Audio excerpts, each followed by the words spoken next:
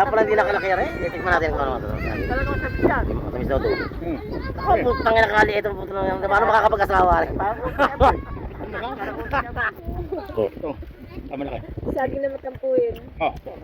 Ayan, nakikita talaga yung saging talaga. Ayoko! Oh, nga! Kapaling! Ayoko na! Ayoko na! Bubuha ka lang po eh. Ayoko na! Pwede mo nakalaki. Hindi naman, Diyos ko, kain kami, ginangan niya. Hinaya na kay Joy, dumakot ng puno. Parang buti na bigla. Goto! Matamis ka. Sarap na ito eh. Tapos yung marunong eh. Bumili ka na niyan, para di kami o-order. Eh, pag inutusan mo to, wala ka. Inutusan mo yan, at patay ka dyan. Ang daming charges niyan. Tama kayo. Hindi kami kay Don Pablo. Panganay tulog na pala ng tulog to. Wala pala trabaho to si Don Pablo. Kaya pala. At pa. Ano? Ayun o.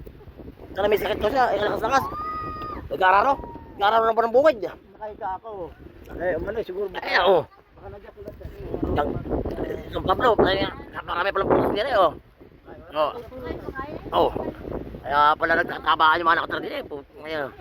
Kaya pala nagtatama yung nakatara din eh. Duduyan-duyan. Saka lang yung kinakain o. Yan o. Hindi tayo lang mahulog eh o. Ang laki nito. Bro, tinan mo.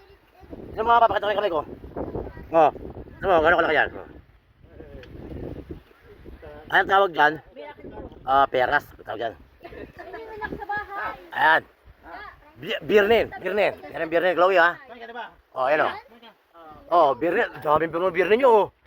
O, ano ba magkano isa niyan? 200. Naging 300 na ngayon kasi Tina. Binibenta ni Tina. Kami ni Tina. Pinuprosul pa ni Tina yung kanyang miracle fruit eh. Sa Quezon. 200 lang doon dati. Nagmahal na doon ngayon. Mula nung marami nagtanim, nagmura na. Kasi marami nagbebenta. Ay, pumayat na. Nung ginawa niya, ay, sure. Ano ko yun? Ang mali ang puta. Ere pala. Yung mga kapareho ang bunga oh. Oh. Di mo? Ang laki. Oh. Kasi may bunga kapareho. Pagputang na pala. Eh, ere. Suha. Ere. Puta na naman. Sawa. Tragis yan. Oh, may sampalok mo kami oh. Malbere. Ayan oh. Hinog oh. Ay, malbere. Oh. Marami pala silang prutas din eh. Kaya pala. Ang